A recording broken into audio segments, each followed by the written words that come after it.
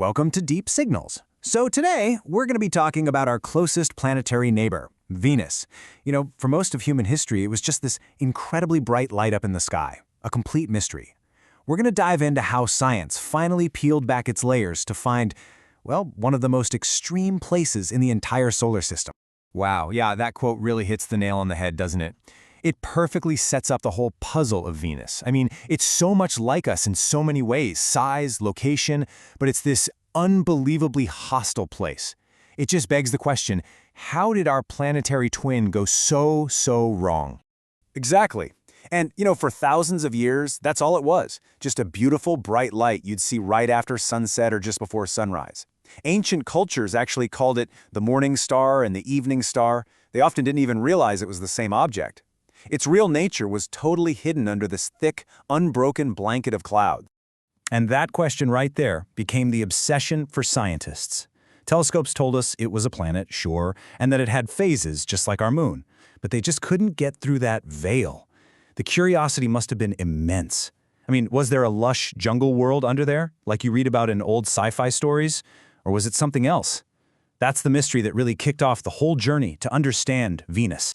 And this is really where that whole twin idea came from.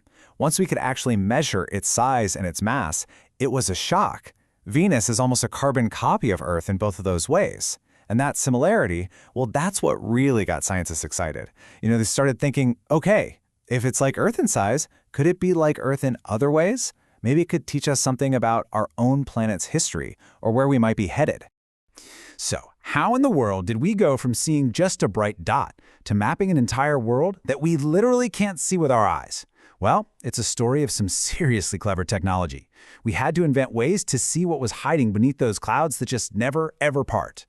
The very first clues didn't even come from a spaceship. They came from studying the sunlight that bounces off Venus's clouds and travels all the way to Earth. Scientists use this amazing technique called spectroscopy.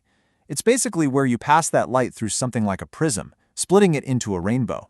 And hidden in that rainbow, you can find the chemical fingerprints of the gases that the light traveled through. And what a fingerprint they found. It showed that the atmosphere of Venus was just absolutely jam-packed with carbon dioxide. And we all know that gas is famous for being really good at trapping heat. So this was the first solid piece of evidence that, Venus probably isn't a tropical paradise. It was a huge hint that the planet could be incredibly hot. Right, but to actually see the surface, to map it, we needed a totally different tool. See, visible light couldn't get through the clouds, but radio waves could, and that's where radar came in. By bouncing these powerful radio signals off the planet and then carefully analyzing the echoes that came back, scientists could slowly, piece by piece, build up a picture of the mountains, volcanoes, and plains hidden deep below. These new technologies just blew the doors open for a whole series of missions. It all started with flybys like Mariner 2, which confirmed those extreme temperatures that spectroscopy had hinted at. Then came the incredible Soviet Venera missions. They actually landed and sent back the first and still the only images from the surface before getting, well, crushed and cooked. Later on, NASA's Magellan mission gave us our definitive high-res map, and orbiters like Venus Express studied that crazy atmosphere in detail. Each mission just added another crucial piece to the puzzle. Okay, so after all that exploration, after all that data came back, what did we find? Let's put all those puzzle pieces together and paint a portrait of this furnace world. The reality, it turns out, was even more extreme than anyone had guessed. So first, let's just talk about the air. The atmosphere is about 96.5% carbon dioxide. And those bright, shiny clouds that look so beautiful from far away, they're not made of water like on Earth. Oh no. They're made of droplets of super corrosive sulfuric acid. And on top of all that, the entire atmosphere is just incredibly thick and heavy. And because it's so dense, it creates this unbelievable pressure. If you were standing on the surface of Venus, the atmospheric pressure would be 92 times greater than what we feel right here on Earth at sea level. Yeah, that number, 92 times, is so big, it's kind of hard to even imagine. But this analogy makes it click. Just think about diving almost a full kilometer down into the ocean. That immense, crushing weight of all that water pushing in on you from every single direction. That's what it feels like just to stand on the surface of Venus. It's exactly why those early landers only lasted for an hour or two before they were literally squeezed flat. Okay, now for the heat. The average temperature on the surface is a mind-boggling 465 degrees Celsius.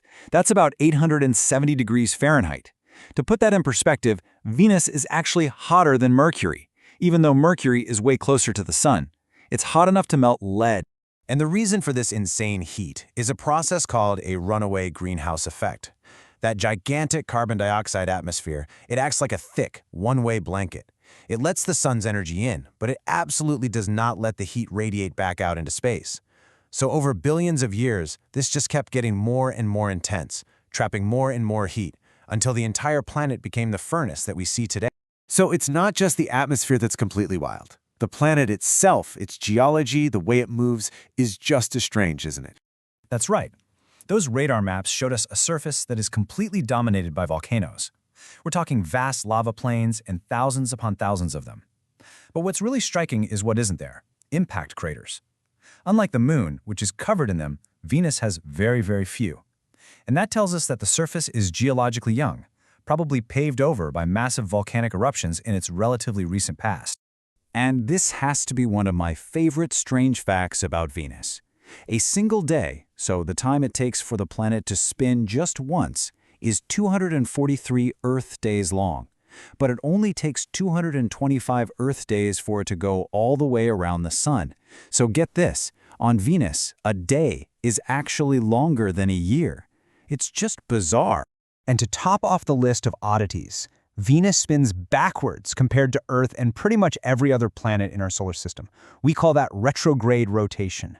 It also has an incredibly weak magnetic field. Earth's strong magnetic field is like a shield protecting us from harmful solar radiation, but Venus is basically missing that protection. And scientists are still trying to figure out exactly why that is. So we've got this picture of a slow-spinning, backward volcanic furnace of a world. It's absolutely fascinating for sure. But why does studying this extreme planet matter so much to us back here on nice, comfortable Earth? Well, it's hugely important for a few big reasons. First, Venus is the perfect natural laboratory to understand the greenhouse effect when it's pushed to its absolute limit. It's a really stark warning of how a planet's climate can change dramatically. Second, when you compare a failed twin like Venus to a success story like Earth, it helps us understand all the little things that make a planet habitable. And third, now that we're finding more and more Earth-sized planets around other stars, Venus gives us a critical example of what a rocky, cloud-covered world can become. But it's so important to remember that this story isn't finished. There are still these huge, fundamental questions we just can't answer yet. Like, did Venus once have oceans that literally boiled away? Are any of those thousands of volcanoes still active today, spewing gas and lava? And the honest answer is, we don't know for sure. And really, that's what makes it so exciting for scientists. There's still so much left to discover. Exactly. And that really brings us to our final thought. Venus started out as this mysterious light in the sky, then we called it Earth's twin, and now we understand it as this powerful cautionary tale. It's a vivid reminder of how a planet so similar to our own can end up on a completely different and far more hostile path. It's a teacher up there in the sky, and its lessons about how planets work are more relevant now than they've ever been.